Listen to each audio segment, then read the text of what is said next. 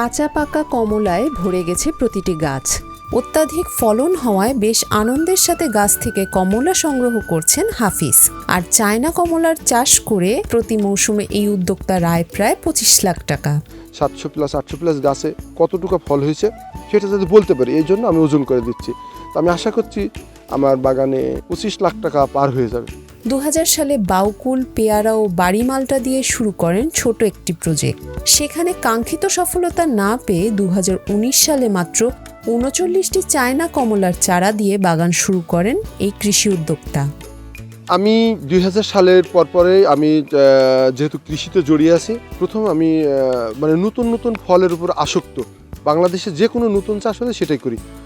প্রথমত বাউকুল, তারপরে পেয়ারা, তারপরে মনে করেন আপনার চায়না কমলা, তারপরে কমলা, বাড়িওয়ান মালটা, ভিয়েতনামি মালটা, সুইট লেমন, এসব নতুন জাতের উপরে কাজ করি। সবচেয়ে ফেমাস করেছে আমাকে এই চায়না কমলা, পাগল করেছে। লক্ষ্যমাত্রার থেকে 4 গুণ বেশি ফলন দিয়েছে প্রতিটি গাছ। আর এতেই বেশ আনন্দিত হাফিজুর রহমান। এই চায়না কমলা চাষ করে খুব সহজেই স্বাবলম্বী হওয়া যায় বলে জানায় এই উদ্যোক্তা। যেহেতু একটি গাছে আমি ধারণা করেছিলাম 30 কেজি ফল হবে, সেখানে আমার 120 কেজি পর্যন্ত একটি গাছে ফল দিছে। তো আলহামদুলিল্লাহ, লাখো শুক্রিয়া সেই মহান রব্বুল আলমিনের, যে বাংলাদেশের ভাগ্য আকাশে যে আসলেই নতুন সূর্য উঠেছে, তার প্রমাণ হচ্ছে যে এই চায়না কমলা। এই চায়না কমলা চাষ করে 2 থেকে 3 লাখ টাকা সহজেই আয় করা যায়। সত্য কথা বলার জন্য কতটা ফল আছে এটা আমরা 4 জন মিলেই সেটা গণনা করে আমরা 1400+, আমরা ধারণা করলাম আরও 70টা ফল গাছ থেকে মানুষজন খেয়েছে, এই জন্য 1500+ বলছি আমরা। একটি গাছে সাধারণ একটা ছোট্ট গাছ, এরকম একটা ছোট্ট গাছ, এই ধরনের 1500+ এই ধরনের কমলা হয়েছে। যদি 20টিতে কেজি হয়, আপনি বুঝতে পারবেন কত টাকা হতে পারে। শুরুর দিকে সেই 39টি কমলা গাছ থেকে বীজ ও কলমের মাধ্যমে এখন প্রায় 800টি কমলার গাছ রয়েছে তার বাগানে। 7 বিঘা জমিতে গড়ে ওঠা এই বাগানের সাথী ফসল হিসেবে সরিষা, মাসকলাই, মিষ্টি কুমড়া ও তরমুজ চাষ করেন তিনি। জমি পতিত থাকে না, তাই কমলা চাষের আনুষঙ্গিক খরচ উঠে আসে সাথী ফসল থেকে। যেহেতু এই বাগানে আমি সবসময় সাথী ফসল চাষ করি, আমি প্রথমে সরিষা চাষ করেছি, তারপরে কলাই চাষ করেছি, মাসকলাই, তারপরে মিষ্টি কুমড়া, তারপরে মনে করেন ওই যে ব্ল্যাকবেরি, তরমুজ, এগুলো তলে আমি চাষ করে থাকি। এগুলোতেই আমার হয়ে যায়।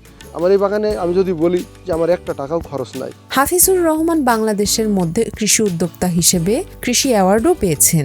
এখন তার কাছ থেকে উদ্যোক্তা হওয়ার পরামর্শ নিতে স্থানীয়দের পাশাপাশি দূর দূরান্ত থেকেও মানুষ আসেন। তো আমি কৃষি উদ্যোক্তা হিসেবে প্রথম আমি মাদার তেরেসা অ্যাওয়ার্ড পেয়েছি এবং ইমোশন হয়ে গেলাম। আমি গত করোনার ভিতরে আমি দুপুর পর্যন্ত জানি যে আমি বাংলাদেশের সেরা ফল চাষি, কিন্তু বিকেলে আমাকে ফোন করা হয় যে আপনি সেকেন্ড হয়েছে দীপ্ত কৃষি অ্যাওয়ার্ডে।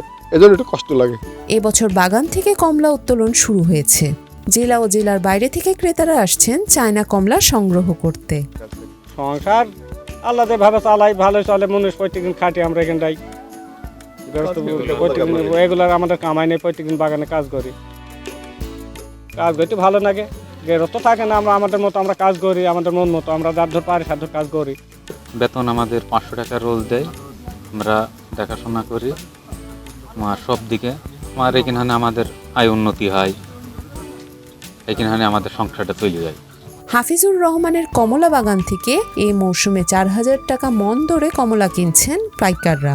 অনেক সুস্বাদু, কিন্তু চায়না লেবু, আপনারা এই লেবুটা কোনো টক নাই, অনেক সুস্বাদু। লেবুটার মূল্য আমরা বেচে থাকি 120 টাকা, 100 টাকা কেজি। অনেক জায়গায় লেবুটা আমরা পাঠাই, আড়ত থেকে পাঠাই, আমরা বরিশাল পাঠাই, বরিশাল থেকে অনেক জায়গায় সাপ্লাই দিয়ে থাকে। লেবুটা বাংলাদেশের প্রত্যেকটা প্রান্ত থেকে আপনারা কিনতে পারবেন। হাফিজুর রহমানের কমলা বাগান মেহেরপুরের সবচেয়ে বড় বাগান বলে জানে এখানকার স্থানীয়রা। এটি খুবই একটা বড় বাগান, বাগানটি দেখতে অনেক সুন্দর, বাগানে কুমড়াগুলো দেখতে আরও সুন্দর। যেমন এই বাগানের কুমড়া খেতেও খুব সুস্বাদু। বর্তমান হাফিজুর ভাইয়ের কমলা বাগান মেহেরপুর জেলা বলতে কি বাংলাদেশের শ্রেষ্ঠ 1 নম্বরে আছে ধরতে গেলে। দেখেছি ওনার এই ভাইরাল ফেসবুক বাগান আর কি, যেটা বলে ফেসবুকে ভাইরাল হয়ে গেছে। তো সব মিলিয়ে আমার এই গ্রামের ছেলে এত সুন্দর একটা বাগান তৈরি করেছে। বিভিন্ন সময় যে শুনতে পেয়েছি যে না, একটা ভালো বাগান তৈরি করেছে। তো আজকে সকালবেলাতে সেই উদ্দেশ্যে আসা, নিজের হাতে মালটা ছিঁড়ে খাওয়া, কিছু বাসায় নিয়ে যাওয়া সবার জন্য। তো এটা খুব উপলব্ধির একটা বিষয়। 0 থেকে 6 বড়দের লোশন নয়, শুধুই স্কয়ারের মেরিল বেবি লোশন। মেহেরপুর জেলায় ৭৮ হেক্টর জমিতে মাল্টা চাষ হচ্ছে বলে জানায় জেলা কৃষি সম্প্রসারণ অধিদপ্তরের উপপরিচালক বিজয় কৃষ্ণ হালদার। কৃষি বিভাগের পক্ষ থেকে মাল্টা এবং কমলা চাষিদের সার্বিক সহযোগিতা দেওয়া হচ্ছে বলে জানায় এই কর্মকর্তা।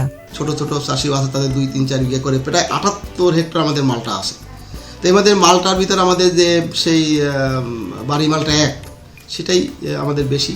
তো এটা এখন সুস্বাদু মাল্টাটা আমাদের একটা সমমানয় ফসল। আমাদের বাহির থেকে প্রচুর মাল্টা কিনে নিয়ে আসতে হয়, প্রচুর বৈদেশিক ফলে ব্যয় করতে হয়। তো আমাদের যদি এই দেশীয় ফলের উৎপাদন বাড়াতে পারি, এটা যদি আমাদের ভোক্তা বাড়াতে পারি, তাহলে আমার মনে হয় এটা আমাদের দেশের ফলের যে চাহিদা সেটা অনেকটাই পূরণ করতে পারবে।